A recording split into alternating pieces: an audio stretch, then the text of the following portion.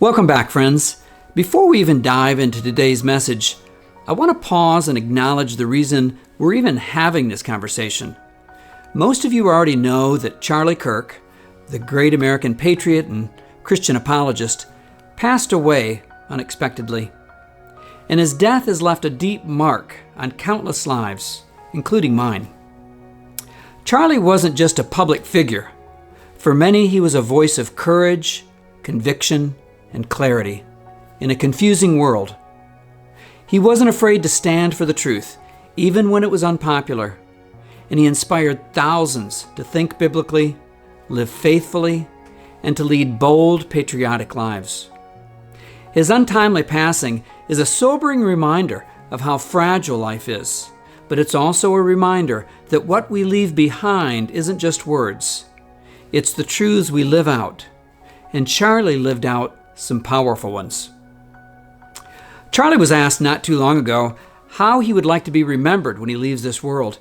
He said, and I quote, "I'd like to be remembered for the courage of my faith." So today I want to share with you 5 truths Charlie Kirk taught us. These are not political points or personal preferences. These are biblical truths that can guide us in how we live, how we treat others, and how we carry ourselves in a world desperate for clarity.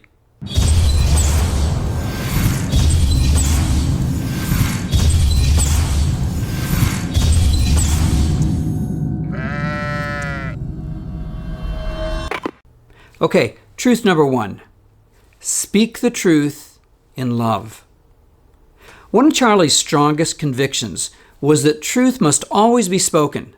Yet he also understood that how we speak truth matters just as much as whether we speak it at all. In our culture, it's tempting to turn the truth into a weapon. We throw it at others to win arguments, to silence our opponents, or to elevate ourselves. But truth without love can wound deeply.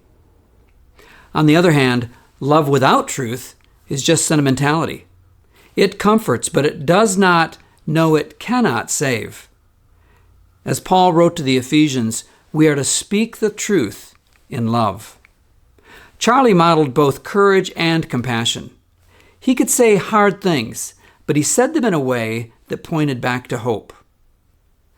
Jesus himself set the standard. In John 14:6, he said, "I am the way, the truth, and the life." Therefore, truth is not just an idea. Truth is a person. Truth is not subjective. It is not whatever it means to you. Truth is an objective fact embodied in the person of Jesus Christ and is forever unchanging. He was our example that truth must always walk hand in hand with love. Think of how Jesus handled the woman at the well. He told her the truth about her life, about her sin, but he also offered her living water. And that's how we're to speak truth, not just to win an argument, but to win a soul. Charlie reminded us of that. He showed us that you can be bold and still be loving. Okay, truth number 2. The second truth Charlie taught us is this: every person has dignity because every person is created in God's image. Genesis 1:27 says, "So God created man in his own image. In the image of God he created them, male and female." Now, in a world that constantly sorts people into groups, tribes, or political categories, Charlie refused to let that be the last word. He reminded us that before we are Republican or Democrat, conservative or liberal, rich or poor, young or old, we are image bearers of God. And that changes everything about how we treat others. It means we don't just see someone as an enemy to defeat or a problem to fix. We see them as a person to respect, someone God loved enough to send his only son to die for. When we set our minds on the fact that God breathed life into every individual born, it reshapes the way we look at others. We begin to notice not just what divides us, but what unites us. That divine image stamped on every soul. Charlie lived that truth. He debated hard, But he never forgot that people were more than their politics, and neither should we. Question for you. How would your interactions change this week if you saw every person you meet as stamped with God's divine image? Leave me a comment below. I'd love to hear your thoughts. Okay, truth number 3. Third, Charlie believed, and I agree, that America is the greatest country in the world. Not perfect, but exceptional.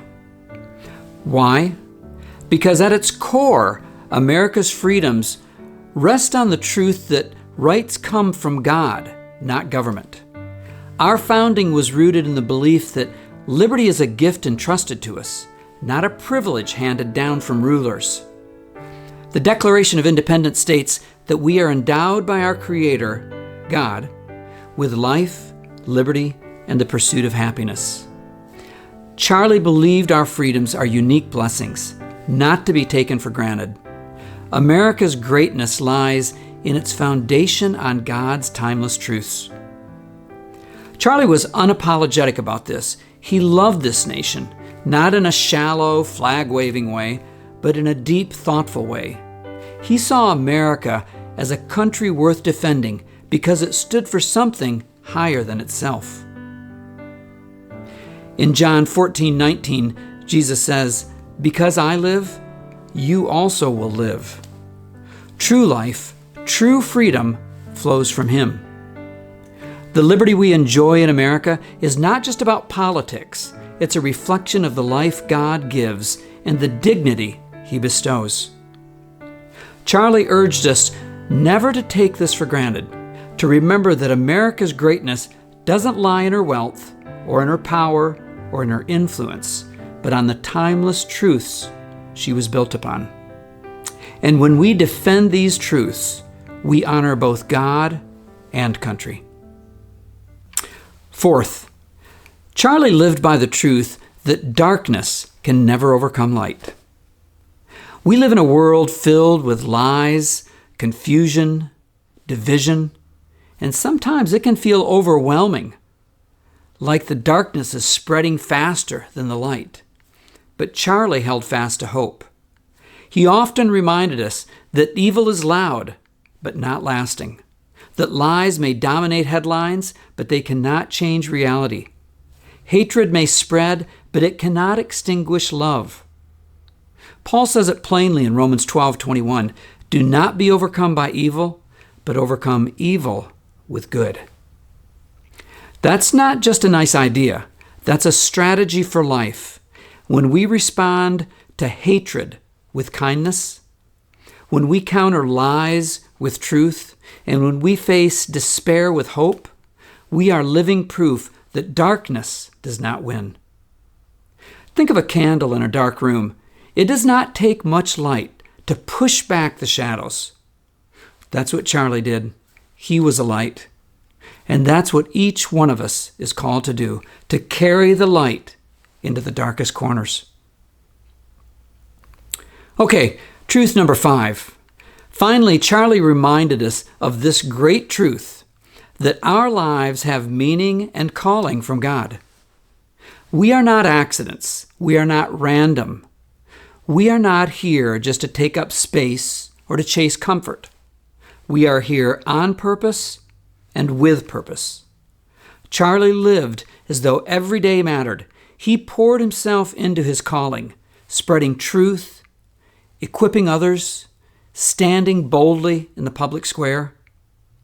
He wanted his life to count. So let me ask you, what's one way you can live on purpose this week? Drop that in the comments. Ephesians 2:10 says, "For we are His workmanship, created in Christ Jesus for good works, which God prepared beforehand that we should walk in them." That means God has prepared things for you to do, things that only you can do. Your life is not just about surviving, it's about serving, it's about standing, and it's about shining. Charlie believed that, and he challenged us to believe it too. These 5 truths are not just memories of Charlie's life. They're a call to action for ours. Speak truth in love. See people as God sees them. Defend the freedoms we've been blessed with. To shine light in dark places and to live with purpose, knowing that our calling comes from God. If we hold fast to these truths, then Charlie's legacy will not end here. It will live in us. If one of these truths encouraged you today, hit that like button and share this video with a friend. And don't forget to subscribe for more faith-driven content each week. And in closing, listen now to these words from Paul's letter to the Philippians. And I believe if Charlie was still here with us, he would challenge us to take them to heart and live them out every day. And I quote, "Finally, brothers and sisters, whatever is true, whatever is honorable, whatever is just, whatever is pure, whatever is lovely, whatever is commendable, if there is any excellence, if there is anything worthy of praise, think on these things." Now I challenge you, go out. You are all Charlie Kirk now. God bless you. Bye-bye.